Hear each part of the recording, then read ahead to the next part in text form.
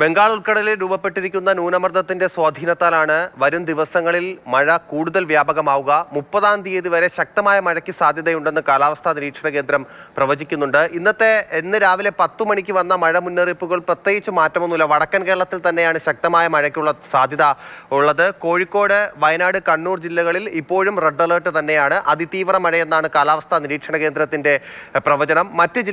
മറ്റെല്ലാ ജില്ലകളിലും മഴ മുന്നറിയിപ്പുണ്ട്. ഇതിൽ തന്നെ ഓറഞ്ച് അലേർട്ടുള്ള ജില്ലകളിലൊക്കെ റെഡ് അലർട്ടിന് സമാനമായ രീതിയിലുള്ള മുൻകരുതലുകൾ സ്വീകരിക്കുന്നതായിരിക്കും ഏറ്റവും നല്ലത്. പ്രത്യേകിച്ച് മലയോര മേഖലകളിലൊക്കെ ജാഗ്രത വേണം.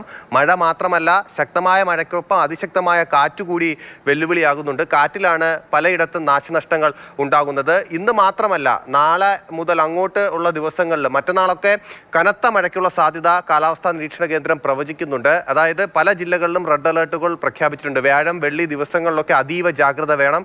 മലയോര മേഖലകളിലും വടക്കൻ കേരളത്തിൽ അടക്കം അതീവ ജാഗ്രത വേണം. ഈ ദിവസങ്ങളിലൊക്കെ തന്നെ 30-ാം തീയതി വരെയുള്ള ദിവസങ്ങളിലൊക്കെ തന്നെ എല്ലാ ജില്ലകളിലും മഴ മുന്നറിയിപ്പ് നൽകിയിട്ടുണ്ട് എന്നുള്ളതാണ് ഏറ്റവും പ്രധാനപ്പെട്ട കാര്യം. അതുകൊണ്ട് തന്നെ ഈ ബംഗാൾ ഉൾക്കടലിലെ ന്യൂനമർദ്ദത്തിന്റെ സ്വാധീനത്താൽ പെയ്യുന്ന മഴ കരുതിയിരിക്കണം. നദീതീരങ്ങളിലൊക്കെ ജാഗ്രത പാലിക്കണം. നദികളിലൊക്കെ ജലനിരപ്പ് ഉയരാനുള്ള സാധ്യതയുണ്ട്. അതുകൊണ്ടാണ് നദീതീരങ്ങളിൽ ജാഗ്രത പാലിക്കണമെന്ന് പറയുന്നത്. ഡാമിന്റെ ഇരുവശങ്ങളിലൊക്കെ താമസിക്കുന്നവർ കൃത്യമായ ജാഗ്രത പാലിക്കണമെന്ന് അറിയിപ്പുണ്ട്. പെരിയാർ തീരത്തൊക്കെ ജാഗ്രതാ നിർദ്ദേശം ഇപ്പോൾ തന്നെ ജലനിരപ്പ് ഉയരാനുള്ള സാധ്യത ഉള്ളത് കൊണ്ട് ഇപ്പോൾ തന്നെ ജാഗ്രതാ നിർദ്ദേശം നൽകിയിട്ടുണ്ട്. കല്ലാർകുട്ടി ഡാമിന്റെ ഷട്ടറുകൾ തുറന്നു. അപ്പോൾ സ്വാഭാവികമായിട്ടും ഡാമുകളുടെ ഷട്ടറുകൾ ഇനിയും തുറക്കാൻ സാധ്യതയുണ്ട്. ജലനിരപ്പ് ഉയരുന്നതിനനുസരിച്ച് ഷട്ടറുകൾ തുറക്കാൻ സാധ്യതയുണ്ട്.